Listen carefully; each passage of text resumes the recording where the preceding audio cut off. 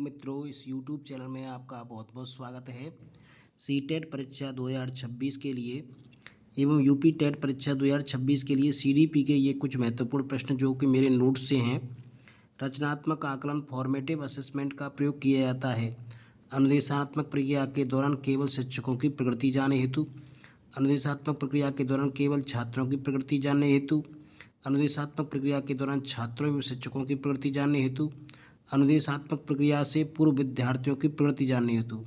तो जो रचनात्मक आकलन होता है फॉर्मेटिव असेसमेंट, उसका प्रयोग अनुदेशात्मक प्रक्रिया के दौरान केवल शिक्षकों की प्रगति जानने हेतु किया जाता है कि शिक्षकों ने शिक्षण कार्य में कितनी प्रगति की है। Bhatia battery of intelligence testing क्या है? तो इसे 1955 में 11 से 16 वर्ष की आयु के भारतीय आबादी में बुद्धि के परीक्षण के लिए विकसित किया गया था। इसके 5 उप परीक्षण हैं: कोह का block design test, Alexander pass along test, pattern doing test, immediate memory test, picture construction test. तो इसके 5 भाग हैं इस परीक्षण के। निम्न में से कौन सी विशेषता किशोर के सामाजिक विकास को इंगित करती है?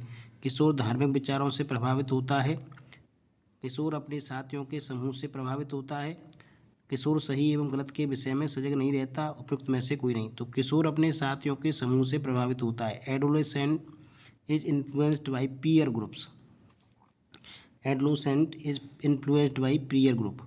एक बच्चा जो लिखने में कठिनाई महसूस करता है, उसकी अक्षमता क्या कहलाती है? तो इसकी अक्षमता को बोलते हैं हम डिस्ग्राफिया। डिसलेक्सिया पढ़ने की अक्षमता है, डिसकैलकुलिया गणना करने की अक्षमता है, और डिस्ग्राफिया जो है राइटिंग या लिखने की अक्षमता होती है। आउट ऑफ द बॉक्स चिंतन संबंधित है मूर्त चिंतन से, स्मृति आधारित चिंतन से, अपसारी चिंतन से, अविसारी चिंतन से। तो जो आउट ऑफ द बॉक्स चिंतन है यानी एक दायरे से अधिक सोचना, वो डाइवर्जेंट थिंकिंग के अंदर आता है, यानी अपसारी चिंतन के अंतर्गत आता है। Divergent thinking is called out of the box thinking. ठीक है। सतत एवं व्यापक मूल्यांकन के अंतर्गत विद्यार्थियों की किस क्षमता का सतत रूप से मूल्यांकन किया जाता है? तो यहाँ पर ज्ञान, रुचि, मूल्य एवं उपरोक्त सभी।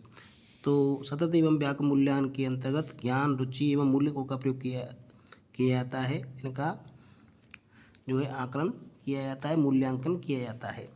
यदि शिक्षक कक्षा में हमेशा लड़कों द्वारा दी गई प्रतिक्रिया पर ही टिप्पणी प्रदान करता है तो वह बढ़ावा देता है लैंगिक रूढ़िवादिता को, लैंगिक पक्षपात को, लैंगिक संवेदनशीलता को, उपयुक्त में से कोई नहीं।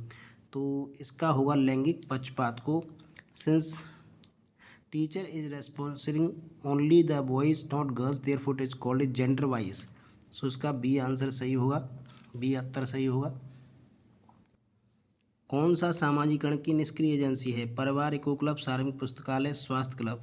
तो परिवार, इको क्लब एवं स्वास्थ्य क्लब जो है सक्रिय एजेंसी हैं, जबकि सार्वजनिक पुस्तकालय एक निष्क्रिय एजेंसी है। व्यक्ति वंशानुक्रम एवं वातावरण की उपज है, यह कथन किसका है? क्रो एवं क्रो का, वुडवर्ड्स का, डगलस का, गार्डन का। तो ये वुडवर्ड्स का कथन है। किसका कथन है? वुडवर्ड्स का। वुडवर्ड के अनुसार development equal to heredity into environment, यानी वंशानुगत और वातावरण का ये गुणनफल होता है, डेवलपमेंट या विकास। ऑपरेशन ब्लैक बोर्ड योजना का संबंध किससे है? तो ऑपरेशन ब्लैक बोर्ड योजना का संबंध न्यू एजुकेशन पॉलिसी 1986 से है। नेशनल एजुकेशन पॉलिसी 1986 से है। राष्ट्रीय शिक्षा की नीति 1986।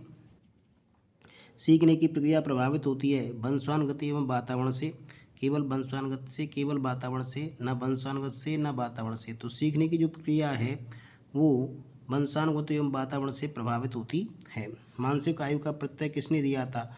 तो मानसिक आयु का प्रत्यय विनय साइमन ने दिया था। किसने दिया था? विनय साइमन ने। वंचित वर्ग के विद्यार्थियों की निम्न में से कौन सी विशेषता नहीं होती? तो निम्न सामाजिक स्तर का आत्मसम्मान, व्यवहारिक समस्या, सामाजिक दक्षता, भाषा संबंधी समस्या। तो वंचित वर्ग के विद्यार्थियों को निम्न में से कौन सी विशेषता नहीं होती? वो सामाजिक दक्षता होती है, उनमें सामाजिक दक्षता नहीं होती। समावेशी शिक्षा आधारित है शून्य अस्वीकृति के सिद्धांत पर, विशिष्ट कक्षा कक्ष में शिक्षा प्रदान करने के सिद्धांत पर, सीमित अवसर के सिद्धांत पर, उपयुक्त सभी। तो समावेशी शिक्षा में शून्य अस्वीकृति के सिद्धांत पर, आधारित होती है, यानी किसी में कोई भी भेदभाव नहीं करना है, चाहे वो शारीरिक हो चाहे मानसिक हो, उनको एक ही छत के नीचे एक ही जगह पर शिक्षा प्रदान करनी है। समावेशी कक्षा के लिए कौन से मुख्य परिवर्तन होने चाहिए? लचीला पाठ्यक्रम, शिक्षक प्रशिक्षण, पर्यावरण में परिवर्तन, अलग कक्षा की व्यवस्था। तो इसमें लचीला पाठ्यक्रम, शिक्षक प्रशिक्षण एवं पर्यावरण में परिवर्तन ये होना चाहिए। अलग कक्षा की व्यवस्था जरूरी नहीं है। समावेशी शिक्षा में सभी तरह के छात्र एक ही कक्षा में अध्ययन करते हैं। आवश्यकता अनुसार पाठ्यक्रम को प्रयुक्त किया जा सकता है तथा कक्षा कक्ष को परिवर्तन करते हुए शिक्षण किया जाता है। किसने कहा? सृजनात्मकता मुख्यतः नवीन रचना या उत्पादन में होती है। नवीन रचना या उत्पादन में होती है, तो ये कथन है जेम्स ड्रेवर का कथन है ये।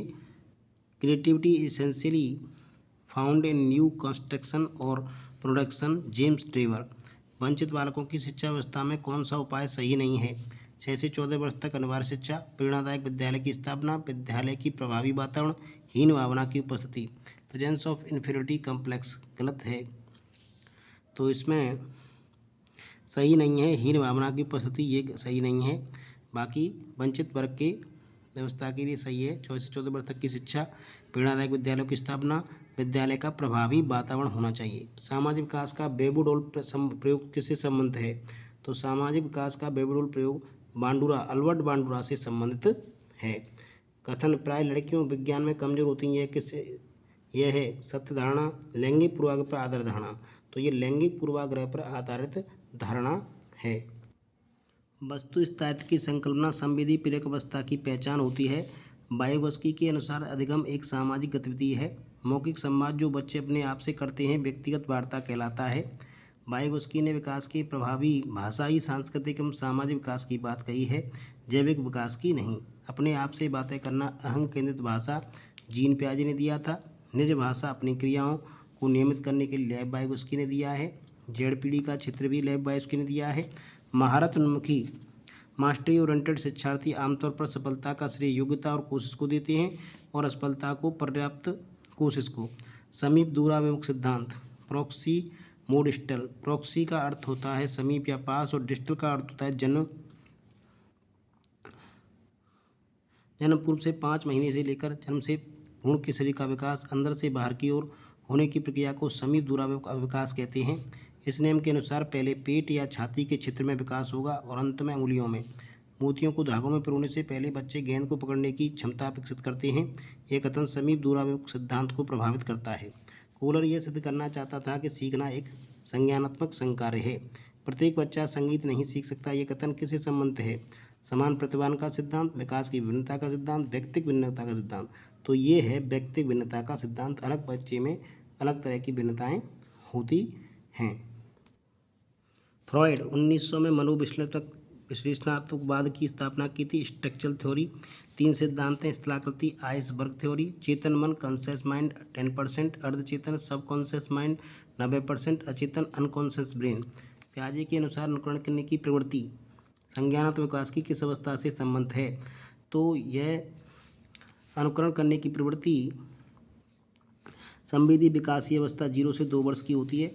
Imitation is primary generated and developed during the sensory motor stage of the Piaget cognitive development theory. Infant begin with reflexive behaviours and move towards imitating action including invisible imitation and deferred imitation।